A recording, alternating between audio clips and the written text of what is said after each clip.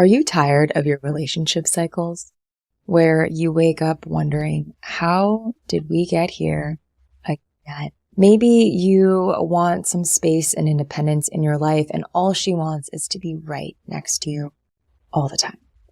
Or maybe you keep finding yourself in love with a woman only for her to become closed off.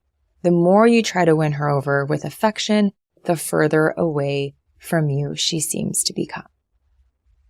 In this episode, we are going to cover the reason why this is and what you can do to end this cycle. Welcome back to The Naked Connection. This is the show that supports driven men to reach sexual mastery and build deep connections. What's up, you guys? It's Kirsten, your soon-to-be licensed therapist, and today we are talking all things attachment. And in order to have this conversation, Jessica De Silva is here. Jessica is a licensed therapist and a relationship coach who really specializes in all things attachment theory. She doesn't do podcast interviews often, so this is a real treat. It's time, you guys. Let's get some. Jessica De Silva, welcome to The Naked Connection. Thank you so much, Kirsten, for having me. Yeah. I've been looking for an attachment specialist, expert, if you will. And so really excited to have you here, Jessica. I know you're going to share a lot of wisdom with everyone around their attachment styles and how important that is with relationships. Oh, yeah. Yeah. So I guess in kind of thinking about how we can kick this off, I guess what would you say is for anyone that's listening, maybe they're like, what's attachment? What is attachment theory? What's attachment style? Why is this so important when it comes to our love lives? Yeah, great question. So, first off, we all have an attachment style. If you're human, we all have an attachment system in our brain that basically just regulates your connection with others. So, it's a very primal piece of our existence. And so essentially there's four different ways that we relate or four different ways that we experience relationships with people. So I focus mostly on romantic relationships, but I mean, we attach to friendships, we attach to, even like coworkers, really anyone that you have kind of a emotional bond with, you're going to form an attachment. So there's four different attachment styles and it falls on a spectrum. So no one's 100% any attachment style. You tend to kind of have a primary and a secondary. But the first one is anxious attachment. And that just means that you really crave closeness, connection. You need a lot of reassurance, a lot of validation, almost to the point where it becomes too excessive and it can kind of sabotage your relationship dynamics because it puts a lot of pressure on people to kind of meet these emotional needs for yourself. And then you have dismissive avoidant attachment. And these people usually, they want relationships, but they're very, very hyper independent. They need a lot of space. They need a lot of autonomy, a lot of individualism, privacy. And that can also be sabotaging to relationships because in healthy relationships, it requires a level of mutual support and dependency. And then you have the fearful avoidant disorganized attachment. This was my attachment style for most of my life. And these individuals have both anxious and avoidant tendencies. So there's a lot of ambivalence, there's a lot of confliction. They want love so deeply and they want that connection and closeness, but they're also afraid of it. So they tend to sabotage by, using these very testing behaviors, being very reactive, mixed signals, being very hot and cold. And it leaves people feeling very confused and hurt, to be quite honest. Yeah. Yeah. And then the last one is secure attachment. And this is, obviously what I help my clients in embodying and cultivating. And anyone can learn to become more securely attached. You're not fixed to your attachment style. But it does require a certain mindset shift and skills, right? Like relationship skills that anyone can learn. But essentially, secure attachers, they feel really comfortable in relationships. They know how to self-regulate. They know what their needs are. They feel comfortable communicating their needs. They don't have to run away or become super angry or reactive. They just have these healthy skills of understanding themselves and being able to connect with people in a healthy way. Mm-hmm. Okay, Yeah. That was Fantastic. I love it. Fantastic overview. we And went yeah, right in.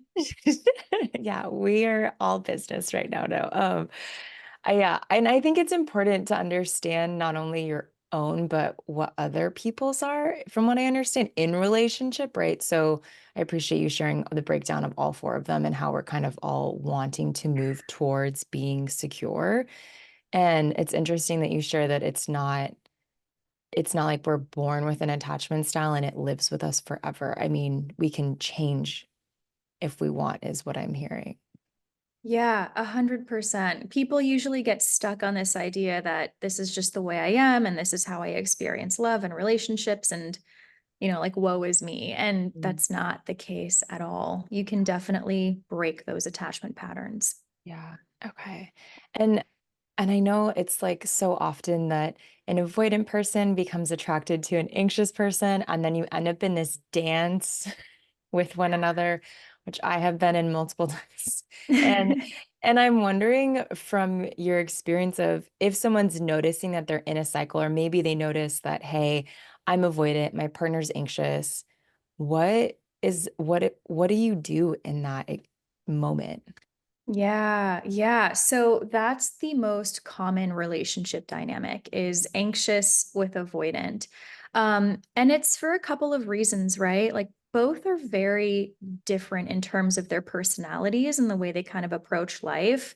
And there is some truth to, opposites do attract, right? Like anxious attachments love the independence of the avoidance, right? The fact that they just seem so stoic and composed and they have their shit together, but like inside, they're still experiencing, relational stress and anxiety. They just cope with it very differently. Mhm. And then the avoidant is really attracted to the nurturance that the anxious attachment tends to kind of exude, the care, just the love and this, softness that they tend to have. And so you're kind of attracted to the opposite in a sense.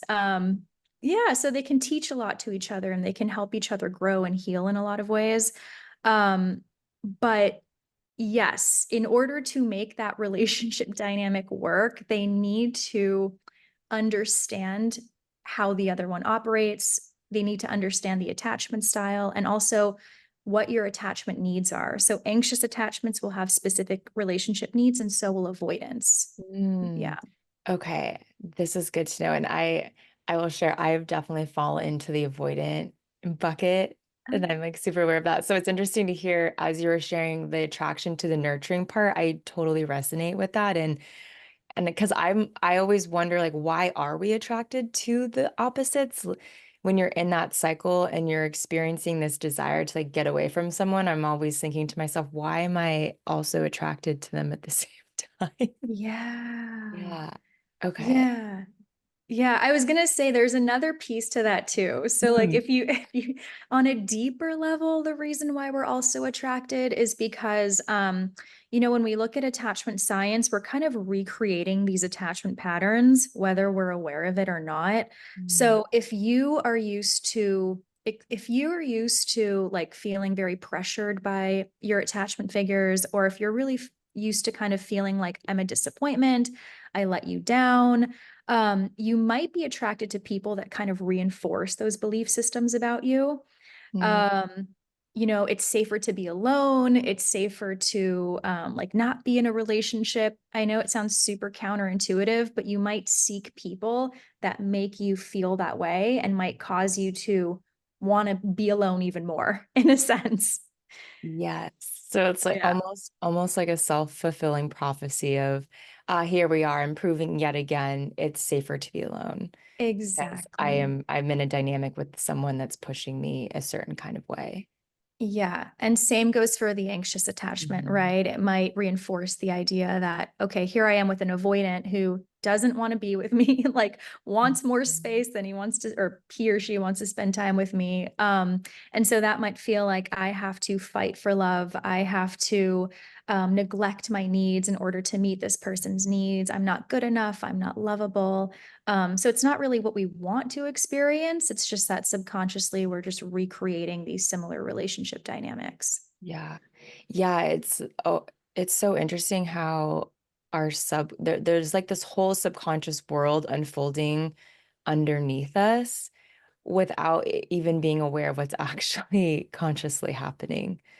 Um, yeah. Mm-hmm. Okay. And so this is so interesting. And I'm wondering from your maybe just from all of the work that you've done or just working with individuals and couples, have you noticed, I know there are a lot of men that listen to this podcast. Is there kind of a dynamic or an attachment style that you see falls one way more towards the other? Like more men are avoidant, more women are anxious, or what have you seen? Mm. Yeah. So usually I find that a lot more men are avoidant. And that can just come from, like culturally, how men were kind of raised. You see, especially in the US, it's more like individualistic in a sense. So, like in these more individualistic societies, there's more avoidance because you're kind of used to doing things on your own, being very, very independent, don't rely on people, kind of do things on your own. But in more like collectivist societies, such as like South America, for instance, where I'm from, you see a lot more anxious attachments because there's just more dependency on the other person. Yeah. Um, yeah, but often when I work with males here in the US, they fall more avoidant, though that's not always the case, but that's just what I've experienced. Yeah. Yeah, that's so interesting to consider just the cultural component that could determine or drive someone one way or the other based on how their community and their family is. Yeah. Yeah. Yeah. Okay. And you mentioned this piece about how we all have needs in relationships that are in some way connected to our attachment style. So let's say that there is a man that's avoidant and he's listening and he might be in a relationship with a woman that is anxious. What are those needs and how can we use that understanding in a relationship dynamic? Yeah, yeah. So great question. And this is what I help couples with, right? Usually if it's always like an anxious person with an avoidant person. Mhm. And really with this, again, it's just understanding like what are my attachment needs and what is this person's attachment or relationship needs. Oftentimes we're under the impression that everyone experiences love the way we do. And everyone should just give and receive love the way we do. And that's not the case at all. We all experience love so differently. So usually it's just getting rid of that expectation, and then understanding what that other person's needs are. So anxious attachments, they really do have more of a need for, quality time and closeness and connection. And they really do need a bit more like affirmation and reassurance and validation. So like not consistent communication, though I'm sure they would love that, but just like checking in, talking about like how you're doing, how you're feeling. They just want to have a deeper um, experience with you, right? That's how they feel connected. So if avoidance can just understand this, and it's not to like consume them, it's not to take away their autonomy, it's just a way to just connect to you. They can start to lean in a little bit more, as opposed to feeling as though, yeah, their freedom and independence is being taken away. So it's just learning to have more compassion and understanding for the other person that you're in a relationship with. And then likewise, anxious attachments need to understand 100% that their partner who is more avoidant might need, generally speaking, avoidants do need a little bit more space. They need time alone. They need time to recharge, right? They need time to process their emotions and then communicate it. Um, they just need their autonomy. They really, really need their autonomy. And it's not a personal thing, it's just a human need. Yeah. Yeah. Yeah, that's really good to understand. And I just know from my experience having that need to have that time to process. And it's interesting because that can be so easily perceived as, oh, I don't care about you, or I don't care about this relationship, or I'm not interested, I don't have feelings for you. And I have found a lot of the times, I'm just thinking about my last relationship and when it ended, and I was really emotional about it at the end. And he was kind of like, I didn't even realize that you actually cared this much. Yeah. And in retrospect, I've come to understand that that was likely because of just like the way that we loved was different and that Mm, my experience could have been perceived that way because I wasn't engaging in the way that he was expecting someone to engage. yeah. Yeah. So if someone's in a place like that, I'm wondering how can they is it communicating with their partner saying, "Hey, I think I'm anxious," or "I think I'm disorganized," or whatever have you? Like, how do you mm, Yeah. share that or move through that with somebody? Yeah, I mean, there's so much to that, right? It's so cliche, but communication really is key. And it's not Like, just, dang yeah, it. I know. It always comes back to this. It's just, again, because we're operating from our own perceptions. And Mhm. so if you can just communicate to the other person, hey, this is what I'm feeling and this is what I'm needing. So this is like a little tip, that I like to give to my clients and stuff. It's a skill that's so, so essential. But if you can just check in with yourself and ask yourself, what am I feeling? Why am I feeling this way? What do I need to feel better? Mm, Practice communicating that with yourself and then communicating that with your loved ones. And that'll just give people insight into what you're feeling and what you're needing so they can better support you. mm. Like if they can just know what is going on for you, they will support you, but you have to give people that opportunity as opposed to just saying, F it, I'm out, bye, I don't want to talk about this. That's usually going to cause more problems. Yeah. Yeah. Yeah. Uh, if I'm like, if no communication is always so challenging, but it's the best way. And Yeah.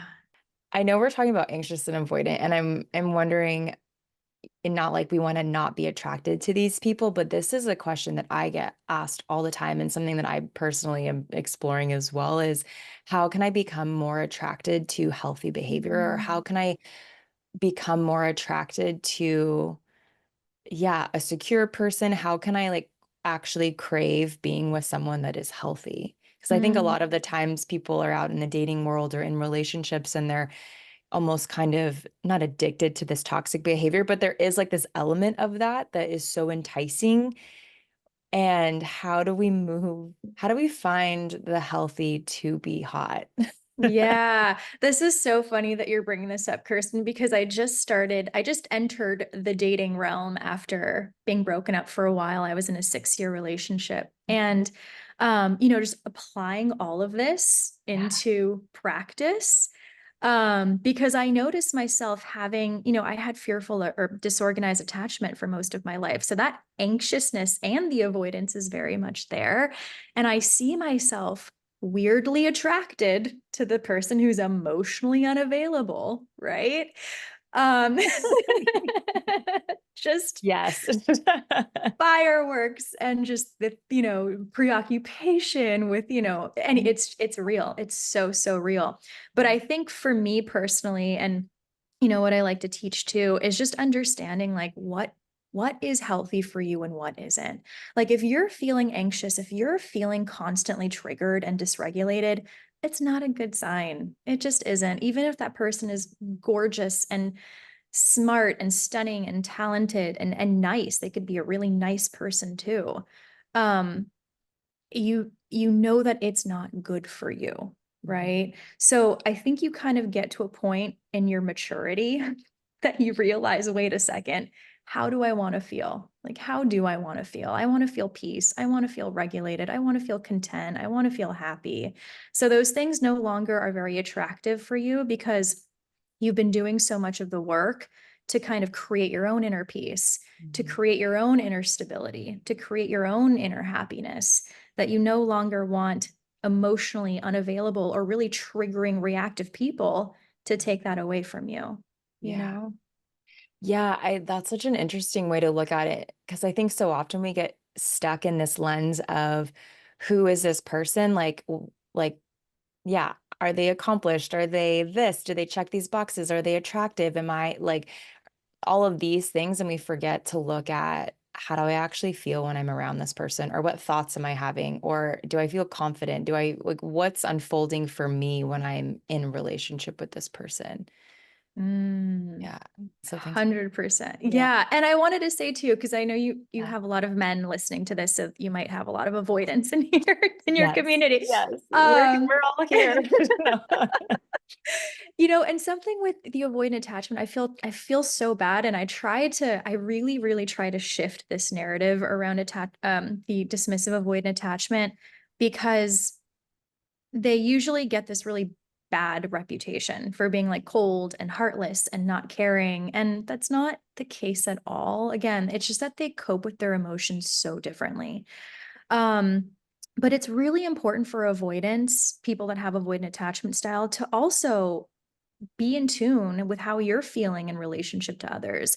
Because if you're in a relationship with someone who's super anxious and they're not respecting your boundaries, they're pressuring you, they're expecting too much of you, like that's not a good thing. You shouldn't force yourself just because, you think you should be with this person who's giving you all this love. They Yeah. have to respect you as well. So it's really important to tune in to how you're Mm. feeling around people. Oh my gosh, thanks for sharing that. Yeah. Yeah, it's funny because I do think, you know, then knowing that oftentimes men can be avoidant as a woman being avoidant, I think it kind of also creates a lot of confusion. So I appreciate you sharing that piece of it because I think that that is a really good thing to recognize and share um, Yeah. along the way. So, and this is something that has been coming up recently as well as at least I'll use myself as a personal example. I'm also in the dating space and I'm in this weird place now where I find that I'm no longer really attracted to the bad behavior or like that like the things that I once was attractive to. I'm kind of like, I can't even be bothered by that. No, thank you. However, I'm not yet attracted to what I would consider healthy behavior. Like it doesn't really get me going. I'm not like, oh, I'm Mm. interested in you. And so and I know I'm not alone in that experience.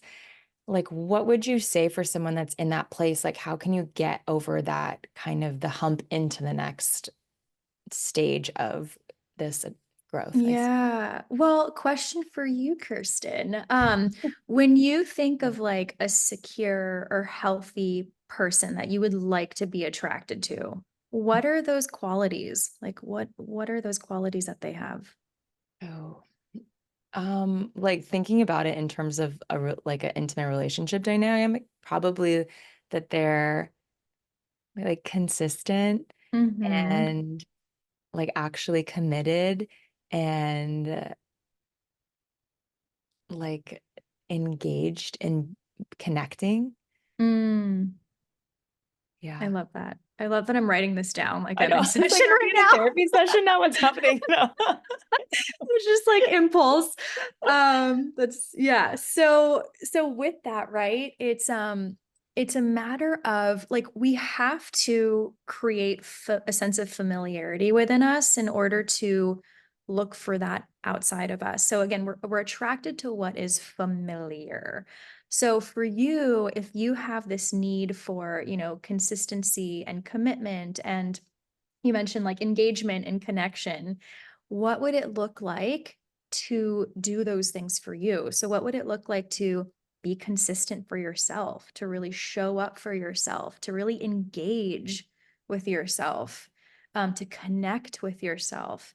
So the more that you practice doing that with yourself, it becomes like natural for you. It feels good for you. So when you approach someone that also can meet those needs, it feels a little bit safer. Your body is more inclined to seek out that person because you now know what it kind of feels like within yourself.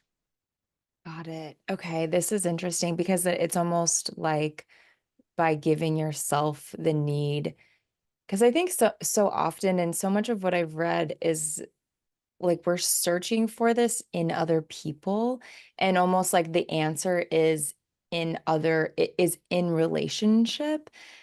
And so I know there's kind of this battle between the topic of can you heal on your own or do you have to heal in relationship? And I kind of think it's both, but this is interesting to hear that you can really kind of, it sounds like create a more secure attachment within Yeah. yourself by being in relationship with yourself first. 100%. So that's what I focus on in my work is Mm. like creating your secure self blueprint. Mm. So, yeah, like who is this secure version of you? So essentially it's really understanding what your needs are and first creating that solid foundation within yourself. Because if you don't know what it's like to be consistent, to engage, to connect, that's not going to feel safe for you outside. You're not going to be attracted to that outside of you. So you first have to create that familiarity Yeah. with your relationship with yourself first and foremost. And then you're going to be able to better recognize it and appreciate it when Mm. you see it or come across it outside of you. Yes. Okay. I love that. Yeah. So it's thinking about it in the sense of for all the avoidant guys, like how can us in the avoidant bucket, how can we show up for ourselves more without it feeling like we need to get away or avoid or detach? And then on the anxious side, how can you similarly show up for yourself in a way that feels loving? Exactly. Exactly. So, like anxious attachments, how can you validate yourself? How can you reassure Mm. yourself? How can you just like love yourself a little bit more? And avoidance, rather than suppress or deny or deflect your feelings and experiences, how can you actually tune in and check in with yourself and talk to yourself and take care of yourself in that way and ask for support? So yeah, it's just really learning how to meet your needs and creating that sense of familiarity Mm. within yourself first. Interesting. So that way, when you're out in the dating world and you meet someone that is secure, it then feels familiar and it also feels enticing. Yes, it feels Yeah. good. Like it Yeah. actually feels good. Yeah. Mhm. Okay.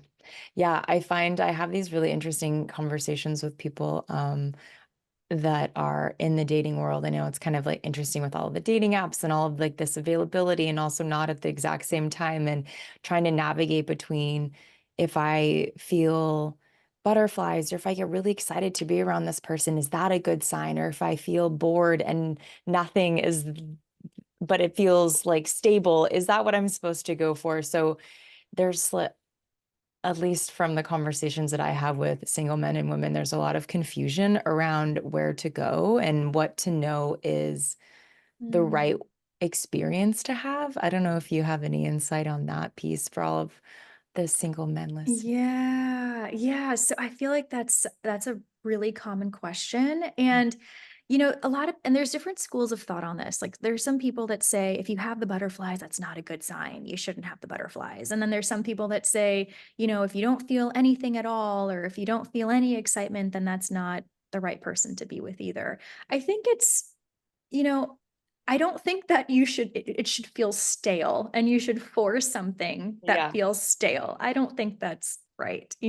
I think you can find someone that can give you some excitement and still be a healthy person and still be a secure person. I think that again, it's just kind of listening to your feelings. My healing journey with like becoming securely attached has really just been listening to my feelings. Jess, how are you feeling for the most part? When I'm around this person, am I feeling consistently kind of anxious or on edge or feeling like I just want to leave or feeling like I'm bored? Maybe that's not a good sign. But if, it kind of comes in waves where I'm interested in this person, but maybe I'm not always laughing. Maybe I'm not like always excited, but I feel good. And you just kind of want to pay attention to how do I want to word this? I guess I feel like this is such a complex question to ask, Mm. right? Um, just listen to how you're consistently feeling. But if there's a little bit of butterfly in the beginning and then it kind of goes away, like that's okay too. I think it's just a matter of really paying attention to, are we compatible? Do I feel mostly good with this person? Do I feel mostly safe with this person? Do I feel mostly seen and respected with this person? Like those are the core foundation needs and feelings that we should be experiencing in a relationship. But if it's like consistently anxious or you always have butterflies and you're always worried and you're always anxious, that's not necessarily a good thing. Yeah. Yeah. Yeah. No, that's a good way to look at it. I was once in a relationship with someone where I definitely had that experience of it just never, I never felt settled Yeah. and my thoughts were always spinning. And I remember one day I was kind of thinking to myself, if I was in this for the rest of my life, I would be exhausted. It was not an energizing dynamic. I mean, it was in a weird Right. way, but then it was very depleting.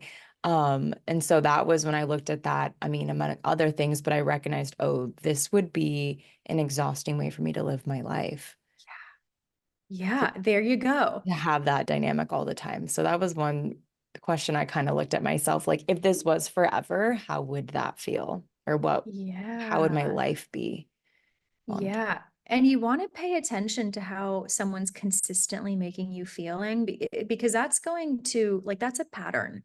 That's a Mhm. pattern. And that's such a good question that you asked yourself. Can I continue this pattern essentially for Mhm. 5, 10, 15 years? No.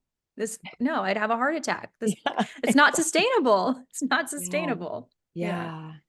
Yeah. Okay. So in understanding these dynamics and kind of what's unfolding under the consciousness of our relationships, I'm curious about, I did an episode many months ago about how our attachment style impacts our sex life. And Mm. I'm wondering from your experience, how do these dynamics of being disorganized, anxious, avoidant, insecure, how does that show up in really, I think, and I know we're kind of looking at how these can be a detriment to us, but how can they be an advantage to us perhaps in our sex life? Mm. Yeah. So the attachment styles generally tend to experience sex a little bit differently. It also kind of depends on like what your love language is too. Like, because I also see a lot of avoidant attachments that really do desire sex um pretty consistently because affection will generally be like a high need for them. But for the most part, like anxious attachments really do desire a lot of sex. Um, and and that's really just because it kind of creates a lot of that connection that they're looking for. It can be very reassuring, it can be very validating. So sex can meet a lot of those needs, temporary. Um, Avoidance, it's interesting. Avoidance can actually kind of what I've seen is that they can take their time with sex. Like they don't need a lot of partners necessarily. Well, it goes but Yeah. there's like different versions of this because avoidance because here's the thing because they're avoiding that like deeper emotional connection you can kind of see them having a lot of one night stands and keeping it Mhm. very surface level with just sex but Mhm. then there's also some avoidance that like don't need it and they're totally fine and they might take their sweet time with engaging in sex so it really, really depends. Um, and then you have the fearful avoidant attachments or the disorganized, and it can go both ways. They can really seek a lot of validation and reassurance and connection through sex, but then um, kind of ghost you in a sense, or they might like withdraw right after that. They might leave you kind of confused because they're confused. If that makes Yeah. sense. Did I answer your question, Kirsten? I don't even know. No, yeah, yeah. No, it's interesting because looking at how it seems like there's definitely patterns that show up in our sex life based on our attachment style, but it also kind of sounds like there's like almost not extremes, but you could fall one side of the spectrum or the other with sex is kind of what I'm hearing. Yeah, yeah. And then secure attachers, you know, they're not so impulsive, I guess, to engage in sex.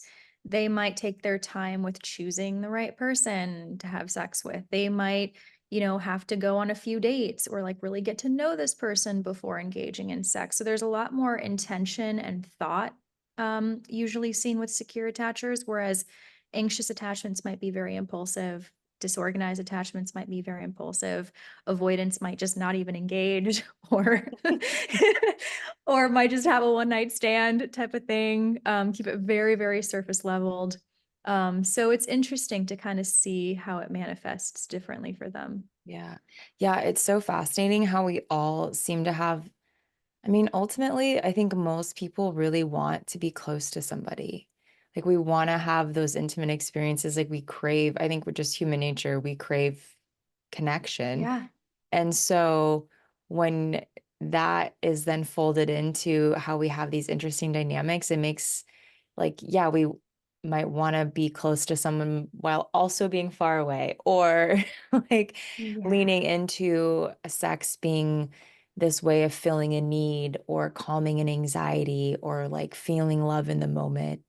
Um, and how it seems like it can kind of become like a tool for that. So it all Hmm. shows up really differently. Yeah, yeah, and if you think about it too, biologically, you have those feel-good chemicals, dopamine and Oh, oxytocin that yeah. are released with sex, and every human wants that, right? But if you're engaging from, the insecure attachment styles, you might just kind of impulsively engage in sex to just experience those chemical reactions, whereas you're not really thinking logically about, okay, what is my intention here? Is this helpful? Is this not? Am I going to get too attached to this person? So you're kind of acting on pure emotion as opposed to kind of logically deciding if this is a good decision you're making. If that, yeah. Yeah, yeah, yeah.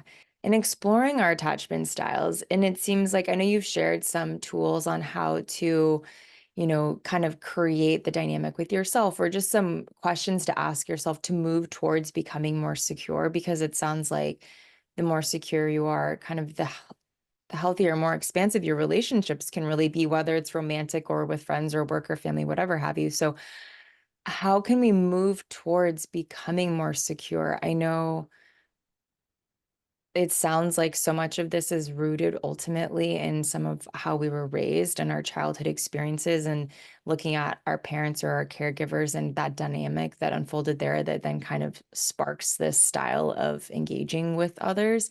So how can we shift away from that? Yeah.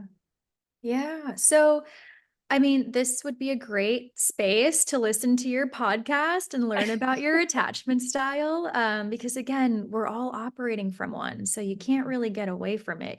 So it's good Yeah. to just get a good handle of how it's manifesting in your personal life. So yeah, learn about attachment styles. I highly suggest the book Attached by Amir Levine. That's a great Mhm. start, except they don't talk about the disorganized attachment in that book. So if you look up like Diane Poole Heller, she has a book too, which she talks about it as well.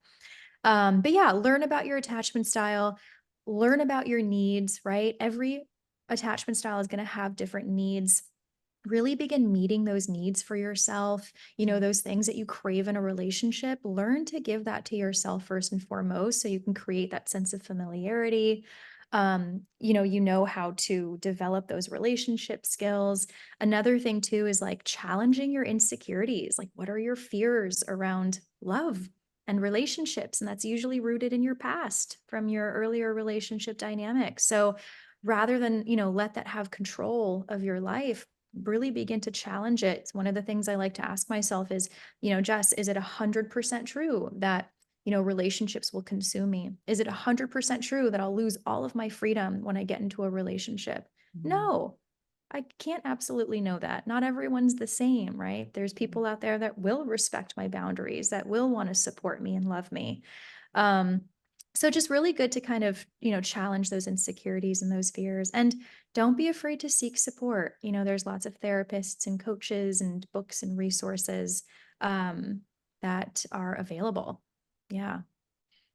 Yeah, and I know you speak about this concept of accepting our complexities, and it's, I think that sometimes it can be really easy to like strive for this perfect Yeah. way of being. And also at the same time, like through understanding ourselves, perhaps we can learn how to accept that we are complex and that we Yes. will always have things no matter what. And I'm glad that you said that, Kirsten, because you're right. You know, Becoming secure isn't about becoming this perfect person that just doesn't have needs anymore, or, like it doesn't work that way. Becoming your secure self is really about embracing yourself, your past, your traumas, your experiences, and just really being in tune with what it is that you need, what it is that you're feeling, and just doing your best to provide that for yourself in a healthy manner. Um, so, like with me, I know that I need a lot of connection and quality time and reassurance and validation in my relationships. But I also know that I need my space and my autonomy and my independence. And um, just learning how to find people that will respect that and support that, and knowing that, okay, I can communicate this and I can be assertive and I can like meet these needs if I have to, that makes me a secure person. I'm not sabotaging it based off of these like unhealthy behaviors. I'm meeting my needs in a proactive way, and that's security. Yeah. Yeah. Well, Jessica, thank you so much for coming on. I know you don't do podcast interviews often, so we are all very lucky to have you here today. I appreciate it. Yeah. Thank you so much for having me. Thank you so much for tuning in to this episode of The Naked Connection. Be sure to subscribe so you don't miss another episode. Trust me on this, your sex life and that special someone in your life will thank you for it. And if you really love the show, please take a moment and leave a 5-star review or a written review and let me know what you think. It would mean so much to me and this show. Until next time, happy connecting.